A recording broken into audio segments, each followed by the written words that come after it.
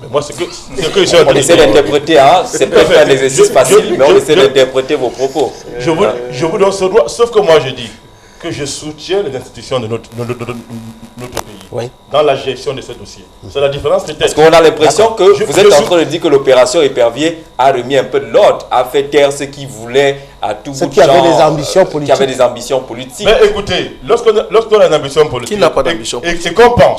Et qu'on pense que pour les mener à bien, il faut piller les caisses de l'État, ça pose un problème. Voilà. Lorsqu'on pense que pour être président de la République, il faut paralyser les institutions, aller ne autant pas les réseaux, y compris en menaçant la sécurité de celui qui est là pour l'instant à la tête du pays, ça me pose un problème. On peut rire, mais nous avons vu dans ce pays que la mallette présidentielle n'était pas en sécurité. Ça ne plaît à personne. Ah ouais? Je peux ne pas être d'accord avec le chef de l'État, mais quand même, il s'agit de la présidence du Cameroun. Très bien. C'est une dimension de l'affaire. Merci C'est une dimension Badakani. de l'affaire qu'on peut négliger. Merci Mais Badakani. pour nous, c'est comme ça que nous voyons Merci ça. Badakani. L'opération Épervier, vous passerez le micro à nous et Djebet Massoussi. Dites-nous Léopold, l'opération Épervier aujourd'hui, au regard de ce que les Camerounais ont dit, est-ce que vous ressentez justement que c'était nécessaire? Question timing, nécessaire maintenant? Déjà, je dirais une fois de plus merci, hein, parce que je me rends compte que le débat est assez important. Important déjà avec l'homme de la rue, avec tous ceux qui nous regardent en ce moment. Le président Zonga a dit quelque chose tout à l'heure. Qu'au départ, le président de la République a demandé les preuves. Je suis un peu vexé quelque part quand quelqu'un demande des preuves et au moment où on sort des preuves, que ce soit des preuves justes ou fausses, qu'on soit en train de se plaindre. L'opération Épervier, comme toute action du président de la République au départ, était justifiée. Il fallait essayer d'amener la jeunesse. Parce que, une autre chose importante, hein, l'opération Épervier ne profite pas à nos aînés, hein, à nos parents, hein, mais ça profite à la jeunesse. Hein. Ça met la jeunesse à prendre conscience, à savoir que nul n'a le droit de s'amuser avec les biens du pays comme ses propres biens. Hein. Vous avez vos biens, vous n'avez pas le droit de l'utiliser n'importe comment. Vous avez des impôts, il faut tenir compte. Je suis chef d'entreprise en passant. Je me dis, il y a des sociétés qui ont des problèmes pour payer les impôts et pourtant ils ont eu des recettes. Il y a des gens qui ne veulent pas donner la ration à leurs enfants et pourtant ils n'ont jamais été forcés de faire des enfants. Il y a des gens qui n'ont jamais choisi. Léopold Tchokoté, on est d'accord avec vous. Oui. Mais dites-nous un peu, pour évoluer dans le débat, Oui. L'opération Épervier est justifiable à l'origine.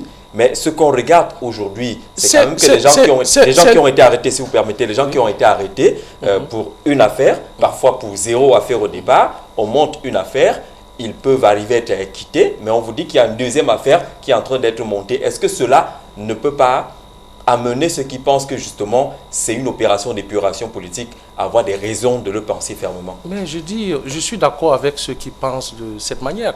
C'est normal. Dans un système... Qu'est-ce qui est normal concrètement? C'est normal qu'au jour d'aujourd'hui, certaines personnes profitent des situations pour pouvoir détruire les autres. Mais c'est anormal que la jeunesse essaie de prendre ça comme exemple. Je crois que le but pour nous aujourd'hui, c'est d'amener ces jeunesses à comprendre que nous n'avons pas le droit de détourner une information ou d'accuser faussement des gens. Hein? Au jour d'aujourd'hui, la jeunesse a besoin de savoir ce qu'on demande, ce qu'on réclame à chaque personne qui a été arrêtée. Est-ce que c'est la bonne méthode? La question, je la pose à Dini Kouebo. Parler à la jeunesse, telle que l'opération Épervier se passe aujourd'hui, avec ces aspects des gens qui sont arrêtés au départ, sans qu'on ne sache exactement ce qui leur est reproché. Un jour, on sort une affaire, ils sont condamnés, le lendemain, ils sont acquittés, et puis on leur dit qu'il y a une deuxième affaire qui est en train d'arriver et qui va vous retrouver là-bas dedans. Est-ce que c'est pour le jeune le miroir qu'il voudrait avoir? Vous savez, j'ai beaucoup de problèmes avec ces approches-là. Parce que moi, j'ai eu l'avantage, pour ceux qui me connaissent, d'avoir écrit, si vous mettez mon nom sur Google, ça va vous renvoyer à beaucoup de ces personnalités-là. J'ai lu dans un journal que j'étais le premier journaliste camerounais à avoir écrit le mot G11 dans un article de presse.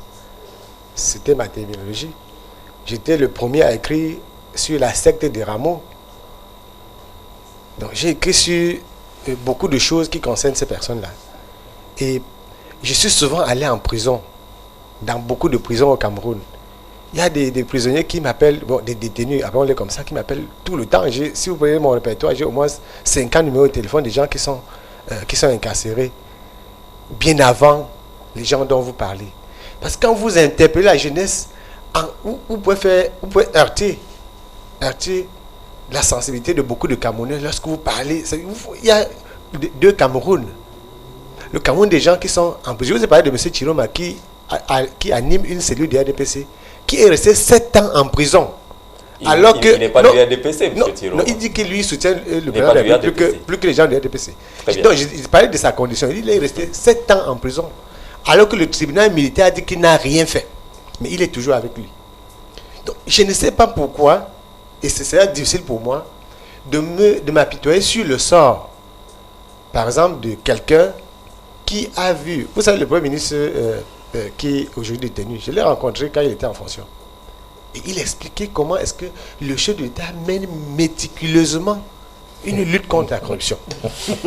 Oui, non, mais bien sûr, il faut pas en rire, parce que je ne veux pas... Moi, je le dis, c'est quelqu'un pour qui j'ai beaucoup de respect. Je le dis parce que j'ai peur que demain, vous m'appeliez sur ce plateau pour me dire que tel ministre, les ministres dont je parle tous les jours, qui sont les ministres qui sont à Yaoundé, il y a beaucoup de... Prenons d'abord la catégorie de personnes. Il y a des gens qui sont déjà en prison. Il y a des gens qui sont menacés de prison. Et aujourd'hui, beaucoup de gens sont menacés de prison, y compris le président Biya. Je vais vous dire pourquoi. On a lu dans un journal que voici comment M. Biya a pris 250 millions pour le cercueil de tel petit fou, pour le cercueil de tel. Voici comment M. Biya a pris 300 millions pour tel obsèque. Il y a Messi, qui était directeur d'une banque au Cameroun, qui a expliqué comment il a décaissé de l'argent. Sachez, et là, peut-être je vais rentrer dans mon champ de prédilection. Sachez que ces gens qui sont en prison là, je vous ai dit tout à l'heure que ce sont des amis de Biya avec qui ils travaillent jusqu'à présent, ils sont encore en prison, ils continuent de travailler avec lui. Je suis sûr qu'il y aura une autre justice demain pour tout le monde. C'est-à-dire que cette justice-là concerne tous ceux qui ont pris l'argent du Cameroun, y compris Denis Kobo. Si moi-même j'ai pris l'argent du Cameroun, je suis sûr que c'est sérieux. Donc, on est en train de blaguer, en train d'ironiser sur... Alors on est d'accord, vous êtes d'accord que la justice est dans son rôle actuellement. La justice n'est pas seulement dans son rôle. Elle n'est même pas dans son rôle entièrement. Parce que si un directeur de banque a expliqué dans un média que moi, voici comment j'ai utilisé l'argent de la société camerounaise de banque, les procureurs qui étaient là, qui ont lu, moi je ne suis pas avocat, mais Bondier sait comment le procureur qui est juge de poursuite doit se saisir d'une occasion pareille. Il y a des gens qui sont pour ceux qui, s'il y a 2700 prisonniers à Nubel aujourd'hui, détenus à Nubel, il y a au moins 80% qui n'ont rien fait. Ils ont tenté d'arracher le sac d'une femme au RC central. On vous prend, vous descendez. L'autre a insulté un magistrat à l'agence locale à Yaoundé. Prison. Mais tout cela quelqu'un a manqué du respect aux agents de la sécurité présidentielle. On va pas négliger les faits qui sont quand même. Quelqu'un a seulement manqué du respect aux agents de la sécurité présidentielle à Central Voyage. Prison. Mais vous, et comment est-ce que nous pouvons parler à la jeunesse qui croupit à Nubel, qui croupit à Kondengi, en disant que non, attends, mais il faut faire très attention. La justice doit être impitoyable pour tout le monde, à condition, on a dit la justice, on n'a pas dit l'injustice, on a dit à condition qu'il y ait effectivement des choses à reprocher à ces gens. Moi, je vais vous dire, j'ai écrit des choses sur M. Sam Soué. J'ai écrit beaucoup d'articles sur M. Sam Soué. Et j'ai couvert son affaire, de l'interpellation jusqu'à sa condamnation. Et au tribunal, à aucun moment, je ne commande pas les décisions de justice, à aucun moment, je ne parle pas du verdict. Personne nous a dit où est l'argent qu'il a volé, où est le numéro de compte où il aurait 500 millions ou 10 millions ou 5. Il y a des comptes où il y avait moins de 100 000 francs. On a saisi des pagnes de RDPC chez lui. Voilà ce que la justice saisit. Pour rembourser l'argent des Camerounais, on saisit les pagnes de RDPC. Merci Denis Kobo. Jean-Christian a il y a quand même des problèmes dans ces procès. Monsieur Massoussi, il faut quand même dire que cette vague de détournement de fonds publics ne date que d'une certaine époque. Qu'est-ce qui peut justifier qu'on arrive à cette espèce de flambée, de hausse, n'est-ce pas, de la mainmise des populations, des responsables, des personnalités sur les fonds publics? Qu'est-ce qui peut être l'élément motivateur de cette façon de se conduire? Non, je vous dirais peut-être ma vérité, c'est que il y a eu toujours vol, détournement, corruption au Cameroun, depuis le temps des colons. Mais le problème, c'est que la solennité de cette corruption et de ces détournements, si vous voulez, ne sont que des dates récentes, parce que effectivement, il y a le Cameroun est tombé très bas. Très bas, pourquoi? Parce que la fonction, ce n'est plus le fonctionnaire, ce n'est plus la fonction publique, mais la fonction politique est venue dominer la fonction administrative. Et c'est ça qui pousse effectivement à grignoter dans les caisses de l'État. J'ai encore lu, si ce n'est hier, c'est aujourd'hui, qu'un secrétaire général d'un comité central se plaindrait du fait que les caisses, il n'y a plus de mobilisation de fonds parce que les gens sont en prison. Je pense que quand on lit entre les lignes, on comprend que la ressource première de ce parti politique-là était effectivement les caisses publiques. Donc à ce niveau-là, vous comprendrez que rendre solennel ceux qui auraient détourné, j'utilise encore le conditionnel parce que je n'ai pas toujours la certitude qu'ils ont détourné, même si du fond du cœur, je suis conscient qu'au Cameroun, l'argent allait quelque part. Depuis 1982 au moins, vous ne pouvez pas être à un poste de responsabilité et être sain. Je pense que c'est parce que le président Zongang, le président de la Dynamique, a des amis encore dans le RDPC qu'on ne l'a pas encore poursuivi. Parce que pour avoir géré, effectivement, quelque part, il a des ténèbres dans sa gestion. Et c'est ce que le contrôle supérieur de l'État appelle aujourd'hui dans un nouveau vocabulaire les fautes de gestion. C'est ça. Pourquoi les fautes de gestion? Parce que, prenons ici où vous êtes. Vous pouvez mettre une équipe de reportage en mission à EDEA. Cette équipe arrive au péage d'EDEA et parce qu'elle est tellement pressée qu'elle donne 500 francs pour le péage, mais ne récupère pas le ticket. Lorsqu'elle revient, ça fait 1000 francs de péage. Ne vous présente pas 1000 francs. Vous allez négliger, vous en tant que rédacteur en chef. Mais lorsque votre hiérarchie vous demande d'expliquer ou de justifier la dotation mensuelle, vous aurez des problèmes. Auriez-vous détourné, mais on ne voit aucune trace des 1000 francs. Donc à ce moment-là, vous êtes maître là, vous êtes, comment on dit ça en droit, oui, passible de poursuite pour faute de gestion, quitte à vous de justifier maintenant que vous allez interpeller celui que vous avez envoyé à DEA, il va vous dire j'ai payé le pays, j'ai donné l'argent au péage. Mais il n'a pas de preuves. Mais il n'a pas de preuves. Oui. Voilà autant de difficultés que nous avons au Cameroun. Pour ceux qui interpellent la jeunesse aujourd'hui, et toujours partant d'un certain parti politique, je dis, ceux-là n'ont pas étudié le livre que nous autres, nous avons eu, qui s'appelait, dans une matière très précieuse, qui nous était très précieuse, le civisme. À l'époque, nous apprenions le civisme. Et ce livre s'appelait « J'aime mon pays, le Cameroun ».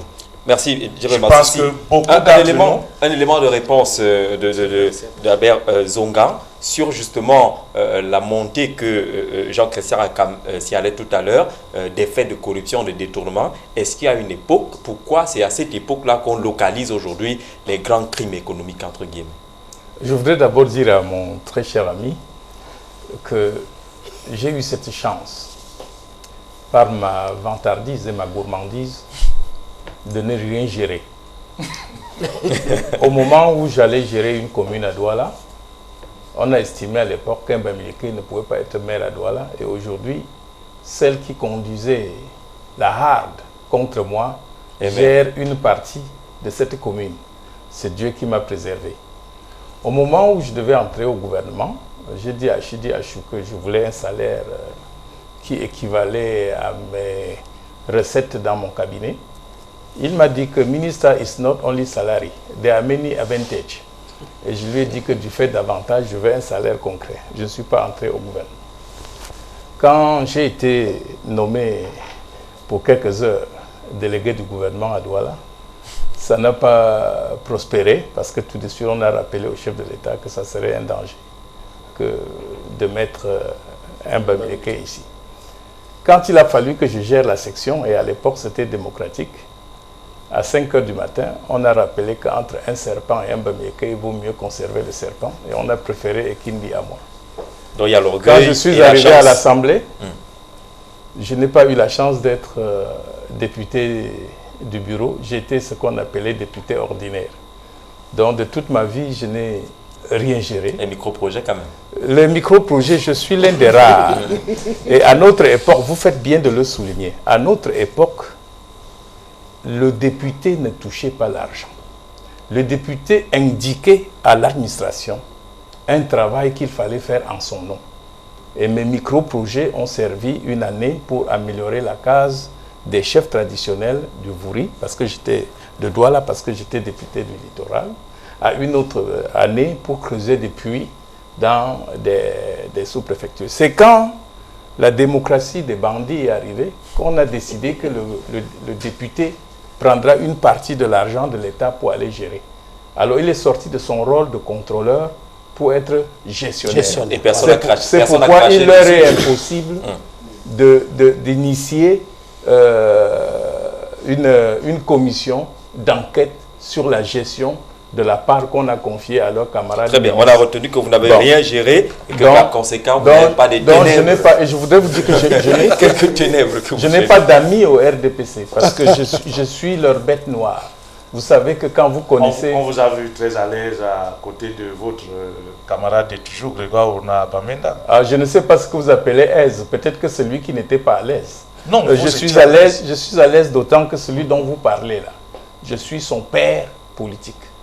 C'est moi qui l'ai coopté sur ma liste de conseillers municipaux en 87 et ça a été une lampe de rancement. Donc je peux à côté de lui être fier parce que c'est... Voilà, donc ce n'est pas un discours, je voulais vous dire... Très bien, pour répondre à la question de Jean-Christian Akam, pourquoi à un moment donné, on a vu justement qu'il y avait cette boulimie de l'argent public? Je voudrais revenir pour dire que on veut mettre la poudre aux yeux des Camerounais. On avait dit pour le ministre de la Santé qu'il avait détourné 11 milliards. Finalement, on nous a dit c'est 57 millions. Écoutez où je vais. Pour Ondam, je crois qu'on est à 200 millions. Il y a plusieurs là, étant des, je ne sais pas si au port, on l'accuse de coercion sur 50 millions ou 500 millions. Alors, je voudrais vous donner des chiffres pour vous édifier. Maître Vergès a touché près d'1 milliard pour supposer aller regarder les comptes où les gens auraient logé cet argent. Il est revenu bredouille. Un Camerounais a dit qu'il était champion en recherche des comptes tordus. Il a pris aussi près d'1 milliard. Donc rien que cet argent qu'on a sorti officiellement dépasse ce qu'on reproche à au moins 20 victimes d'opérations éperviers. Donc cette opération n'est pas perdue pour tout le monde. Pendant que les Camerounais pleurent leur argent, d'autres profitent de la situation pour se faire de l'argent. Tout à l'heure, vous aviez dit que il n'y a que 2 qui sont en prison à cause de leur ambition politique. Si on peut citer quelqu'un je dis en tant que journaliste fin que vous êtes, je me demande comment vous êtes laissé berner comme ça. Ondon est en prison, pas parce que absolument il voulait la place du président, mais ceux qui voulaient la place du président se sont aperçus qu'il était trop populaire dans le sud. Et on dit, si le type là n'est pas écarté, si quelque chose arrive, on est mort.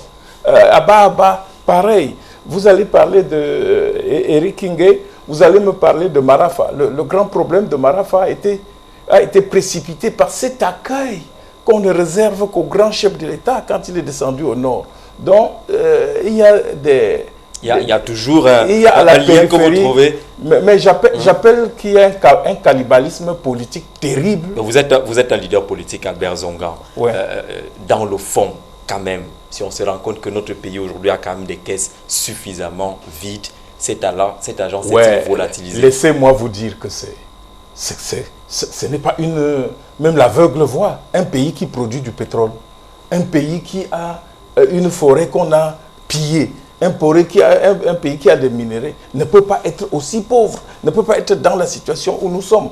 Mais je ne voudrais pas qu'on nous présente des lampions, comme pour dire que c'est à cause de ces quelques personnes que nous sommes là. C'est un système dans lequel les gens ont puisé. Et cet argent, je suis content que vous l'ayez dit, la plupart de ces puiseurs l'ont reversé. Parce que comme c'était de l'argent facile, il a pris, il a donné, et d'autres sont en prison aujourd'hui parce que les gens chez qui ils ont gardé l'argent font tout pour qu'ils ne sortent pas de prison. Parce que s'ils sortent de prison, ils vont dire... je vous disais le cas de... Bon, vous avez dit, je reviens dessus, de Yves Michel.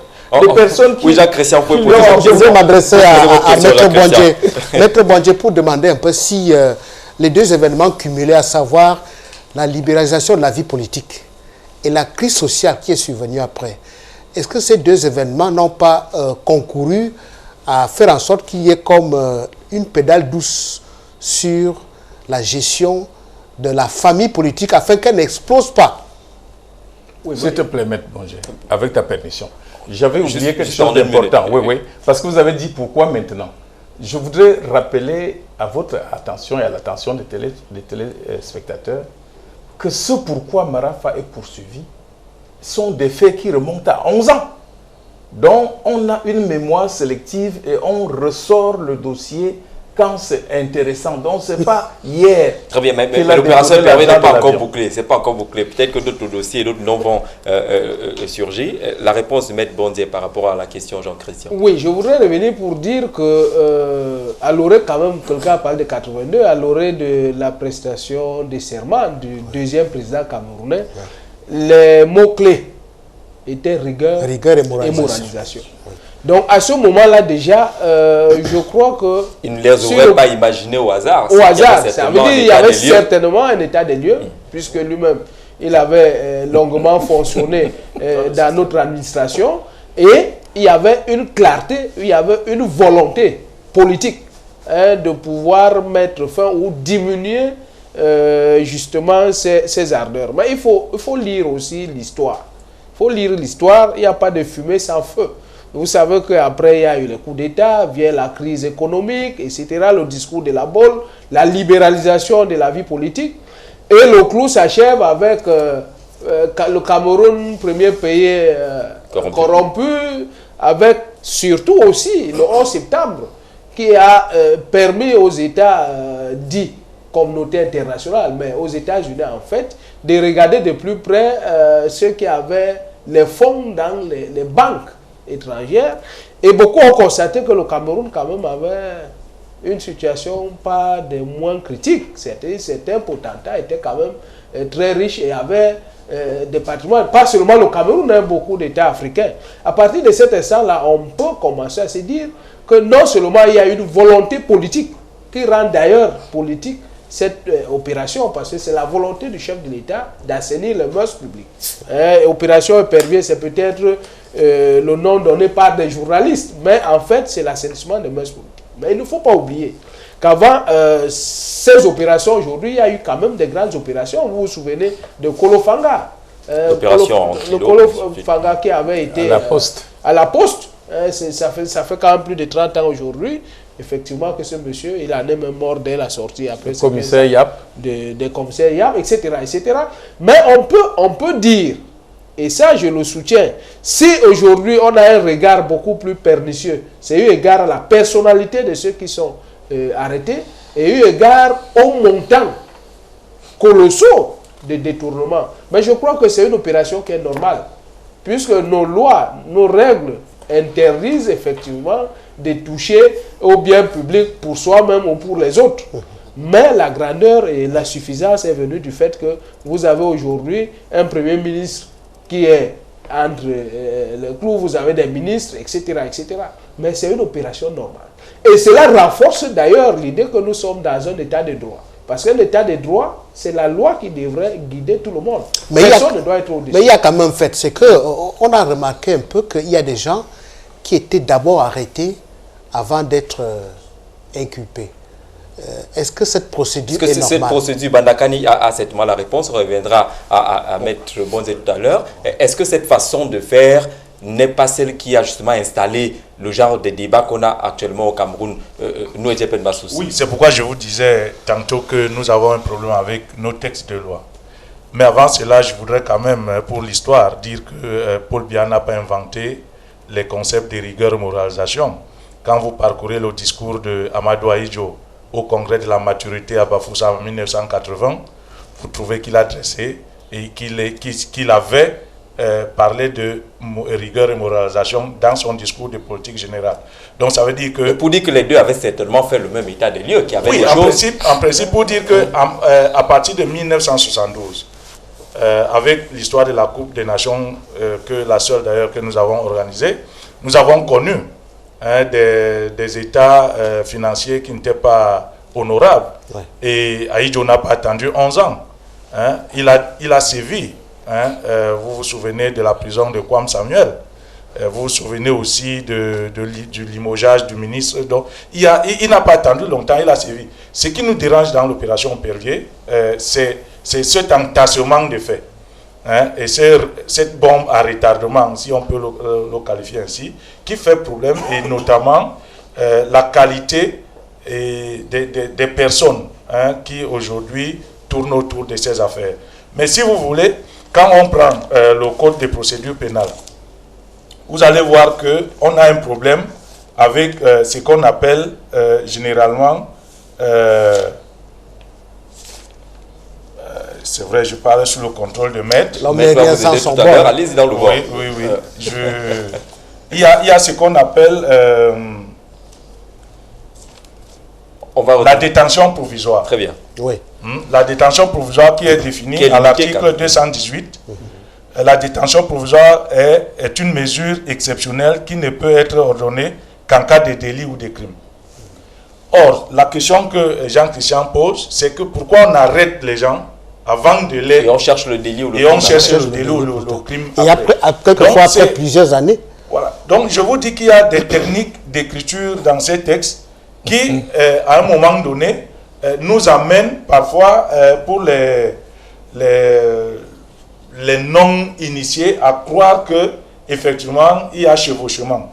Parce que plus loin, quand vous dites, elle a pour but de préserver l'ordre public, la sécurité des personnes et des biens, ou d'assurer la conservation des preuves, ainsi que la présentation en justice de l'inculpé. Or, en même temps, devant, on n'a pas encore parlé de l'inculpation. Donc, et plus tard, quand vous allez sur ce qu'on appelle, toujours dans le code de procédure pénale, vous voyez ce qu'on appelle la mise en liberté. À l'article 222, le juge d'instruction peut à tout moment et jusqu'à la clôture de l'information judiciaire d'office donner main levée du mandat de détention provisoire.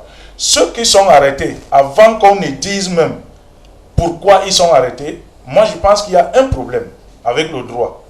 Ça, je le parle comme ça, mais je dis à un moment donné, et c'est pourquoi chez les autres, quand on arrête Dominique Strauss-Kahn, le procureur vient parler. Il vient parler, il dit à l'opinion pourquoi on arrête DSK. Ici, c'est le ministre qui parle. Quand De Villepin, elle citait au tribunal, il doit déférer à une convocation. On dit pourquoi. Pourquoi chez nous, il y a toujours cette entourloupette là, où on cache, on joue au cache-cache, on fait ceci. Et puis, quand les journaux veulent en parler, on dit taisez-vous. On ne commande pas les affaires de justice. C'est comme moi je dis, on a des sérieux problèmes avec le droit, avec notre droit. Et quand on sait qu'il y a aussi eu des millions, parce que là aussi il faut qu'on soit sûr, il y a aussi des millions pour la divulgation la campagne a mis quand même plusieurs mois. Et des millions. Donc quand on va commencer à chercher les gens qui ont géré cette campagne, les gens vont dire que c'est à telle chercheuse. Très bien.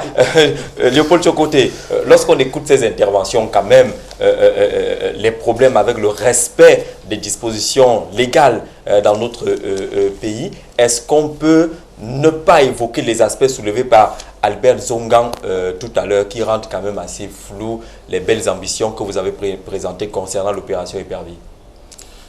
Je dirais que dès la base, il y a un processus. Et nous sommes au Cameroun. Quelqu'un nous a dit le Cameroun, c'est le Cameroun. Et notre frère tout à l'heure venait de parler de la procédure avec DSK et les autres, on ne peut pas... on dit aussi que Paris n'a pas été construit en une seule journée. Le Cameroun, Douala n'a pas été construit en une journée. Canal 2 ne s'est pas construit. Canal 2 ne s'est pas levé un jour et est devenu, ce qu'on trouve aujourd'hui. Il y a un processus à toutes choses. Nous sommes à l'école. Après l'école primaire, il faut passer au collège, ainsi de suite. On est le genre d'élève qui veut d'abord passer par la faute alors qu'on lui a déjà dit passer pour ne pas faire la faute. Non, c'est pas ça. C'est simplement que pendant qu'on avance, il y a des erreurs que les hommes commettent. Il faut lire le droit pour savoir exactement qu'est-ce qu'il fallait faire. Mais Léopold Tchokoté, une fois c'est acceptable, 2 fois, 3 fois ça devient un peu trop. On commence à poser des problèmes. Là on finit par être de mauvais élèves. Pourtant, on nous a présenté comme des bons élèves pareils. Aujourd'hui, il y a un problème politique. Il y a un problème politique. C'est d'abord à la base un problème politisé et politique. Et en politique, on ne dit pas tout. Il y a toujours des non-dits. Mais quand on suit le droit, on se rend compte qu'il y a des erreurs. Alors, que doit-on suivre dans le cas de l'opération Épervier? Que doit-on suivre? La politique ou le droit? C'est d'abord le droit. Mais ensuite, étant donné que c'est un problème politique, les politiciens doivent se réjouir quelque part. Mais ça, c'est des fautes extrêmement graves pour la jeunesse camerounaise. Ce n'est pas un enseignement qu'il faut répéter demain avec les jeunes. J'ai dit au jour d'aujourd'hui, laissons nos parents, laissons ces vieux bagarrer dans les choses et que la jeunesse se concentre sur l'avenir. Pendant 30 ans, non, c'est pas grave. Parce que qu'est-ce qui se passe? La jeunesse a besoin... C'est très grave.